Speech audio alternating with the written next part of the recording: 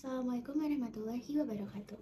Hai semuanya, perkenalkan saya Amanda Safika Prasetyo bersama rekan saya Ahmad Syarul Rangkuti, Nuri Rahmadani, dan Nia Aneni dari kelompok 9 akan menyampaikan mengenai materi pengantar sains data. Selamat menyaksikan. Baik, terima kasih kepada pemateri sebelumnya.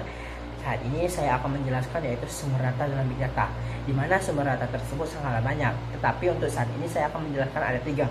Yang pertama yaitu transaksi digital. Pasti kita sudah banyak melakukan transaksi seperti transaksi penjualanan ataupun transaksi yang lainnya. Dan contohnya itu ada transaksi di Indomaret ataupun di Shopee. Nah, dalam transaksi tersebut jika dikumpulkan akan menjadi Big Data. Yang kedua adalah media sosial. Pasti teman-teman semua pernah yang namanya hashtag. Nah, dalam hashtag tersebut jika dikumpulkan akan menjadi data Big Data. Nah, yang ketiga adalah IoT yang sedang tren, yaitu Internet of Things, di mana data tersebut dikirimkan secara real time.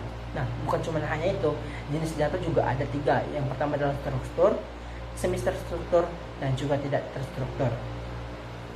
Selanjutnya yaitu teknologi dan tantangan Big Data, di mana teknologi tersebut sudah banyak kita jumpakan. Nah, di sini ada Handoff, Spark, Python, Tableau, dan lain-lain, di mana teknologi tersebut bisa membantu kita membersihkan data yang hilang ataupun juga menunjukkan seperti bar chart, line chart untuk membantu membaca data.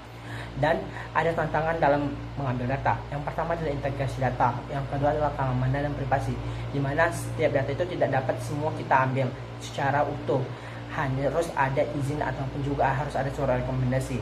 Yang ketiga adalah skala besar.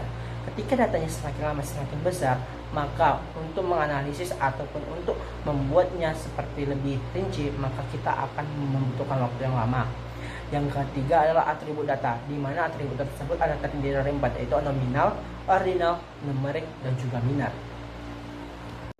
Pada kesempatan kali ini saya akan menjelaskan mengenai pre-processing data dan reduksi dimensi. Pertama, pre-processing data merupakan tahap awal yang sangat penting dalam analisis data.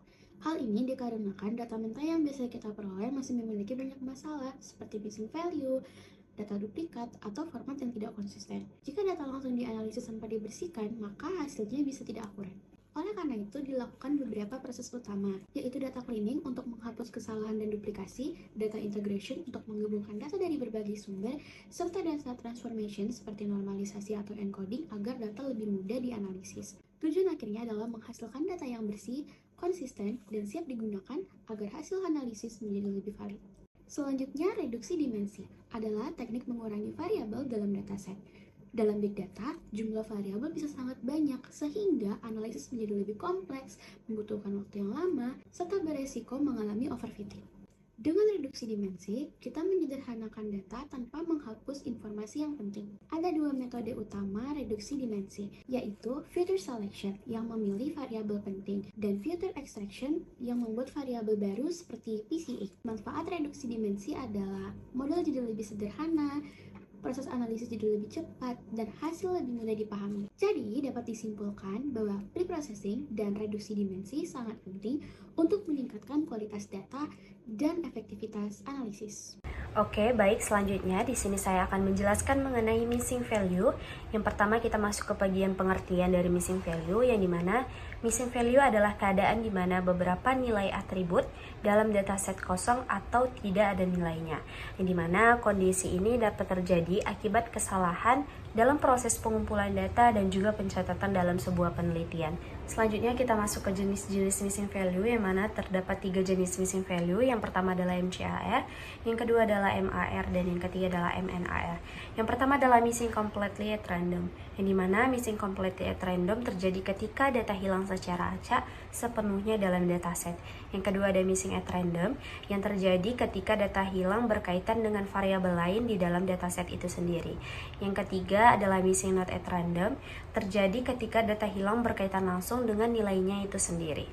Nah, selain itu juga terdapat metode penanganan missing value. Yang pertama adalah deletion, yang dimana metode ini dilakukan dengan cara menghapus data yang memiliki nilai hilang dalam dataset. Yang kedua adalah metode imputasi, dilakukan dengan cara mengganti nilai yang hilang menggunakan nilai statistik tertentu seperti mean, median, ataupun modus.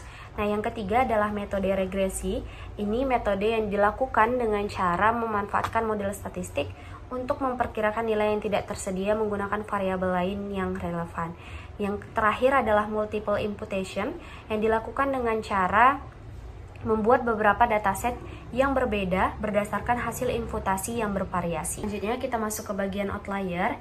Outlier merupakan data yang memiliki nilai ekstrim dan berbeda jauh dari mayoritas data lainnya dalam suatu dataset. Nah, keberadaan outlier ini menunjukkan adanya penyimpangan nilai yang tidak mengikuti pola umum data. Nah, outlier juga dapat muncul akibat kesalahan pencatatan, kesalahan pengukuran maupun variasi alami dalam populasi. Nah, di dalam outlier ini terdapat beberapa metode. Yang pertama adalah metode deteksi outlier dengan cara J-score, yang kedua adalah interquartile ranks, dan yang ketiga adalah box plot. Selain metode deteksi outlier, juga terdapat metode penanganan outlier. Yang pertama adalah kita dapat menghapus data outlier, yang kedua kita dapat melakukan transformasi data, yang ketiga kita dapat melakukan mean squaring, dan yang terakhir adalah dengan menggunakan metode robust.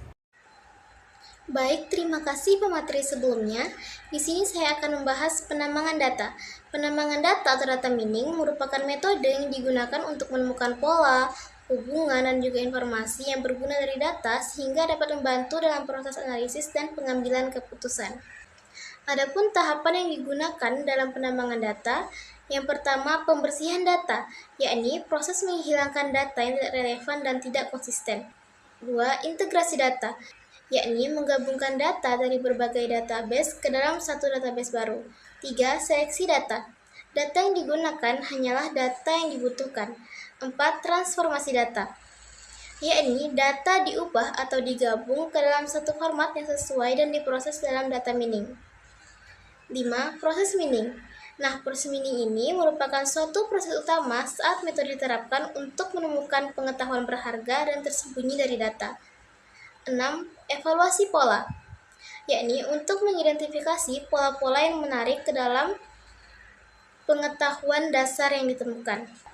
7. Presentasi pengetahuan, yakni merupakan visualisasi ataupun penyajian pengetahuan mengenai metode yang digunakan untuk memperoleh pengetahuan yang diperoleh oleh pengguna.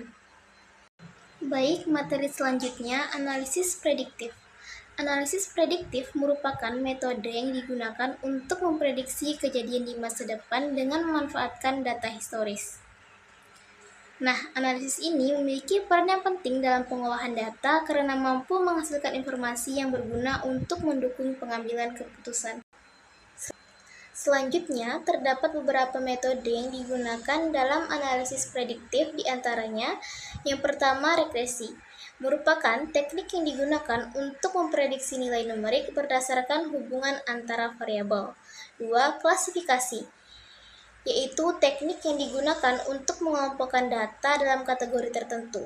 3. Decision tree, yakni merupakan model yang berbentuk pohon untuk membantu pengambilan keputusan.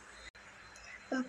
Neural network, yakni dengan meniru cara kerja otak manusia dalam memproses informasi. 5. Kinner snake board, yakni dengan mengelompokkan data berdasarkan kedekatan pada data lainnya. Yang terakhir, support vector machine, yakni merupakan teknik yang digunakan untuk klasifikasi dan juga regresi dengan cara mencari batas pemisah terbaik antar data. Demikian presentasi dari kami, kelompok 9. Kami berharap materi yang kami sampaikan dapat memberikan wawasan baru dan bermanfaat bagi teman-teman semua. Terima kasih atas segala perhatiannya, dan mohon maaf apabila terdapat kekurangan. Kami pamit undur diri. Wassalamualaikum warahmatullahi wabarakatuh.